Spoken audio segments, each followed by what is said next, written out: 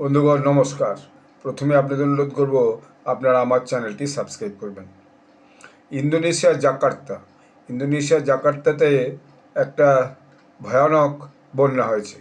সেই বন্যাতে প্রায় ১৯ জন লোক মারা গেছে বলে বলা হচ্ছে এবং প্রায় ১,৫০০ লোককে বিভিন্ন জায়গা থেকে রেস্কিউ করা হয়েছে।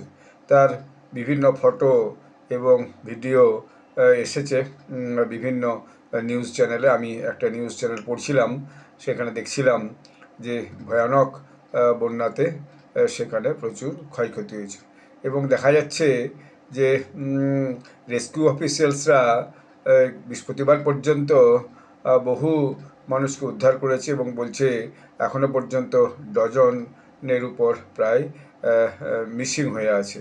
এবং এক্সট্রিম ওয়েদার যেটা নর্থ সুমাত্রা দ্বীপে হয়েছে সেটাই এই যে বন্যাটাকে বাড়িয়ে তুলেছে, যেটাকে বলে ভয়ানকভাবে।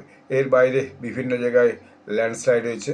ওখানকার একজন অফিসার তিনি বলছেন, there is no update so far this morning, in total for all the affected locations 90 people died.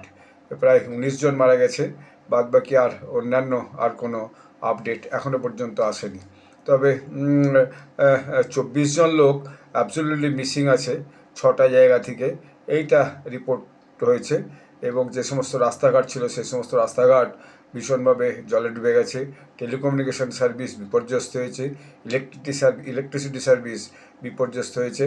এখন অথরিটিস চেষ্টা করছে বিভিন্ন জায়গায় যে ডেব্রিজ অর্থাৎ ঘর বাড়ি ভেঙেছে সেই সমস্তগুলোকে পরিষ্কার করতে, কোথাও কোথাও গাছ উপড়ে পড়েছে সেই সমস্তগুলোকে পরিষ্কার করার জন্য সেটা শুরু করেছে। এবং এইটা যে যে নেবারিং যে প্রভিন্স আছে আর্চ এরিয়াতে, সেইখান থেকে যে প্রচুর বৃষ্টি হয়েছে সেই বৃষ্টিটার জন্য এই বন্যাটা আসলে এসে হাজির হয়েছে।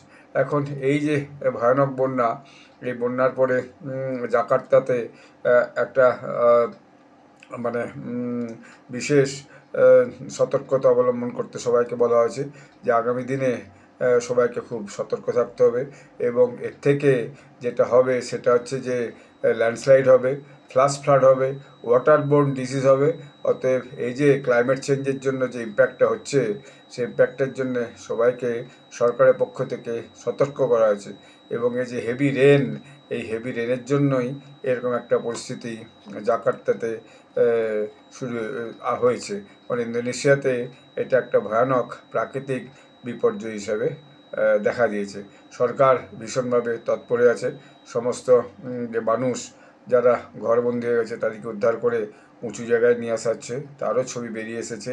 তো এটা একটা বিশাল ন্যাচারাল ডিজাস্টার এবং এইটাতে ইন্টারন্যাশনাল কমিউনিটিরও হাত বাড়িয়ে দিয়ে এই অবস্থা থেকে মানুষজনকে রক্ষা করা খুবই দরকার।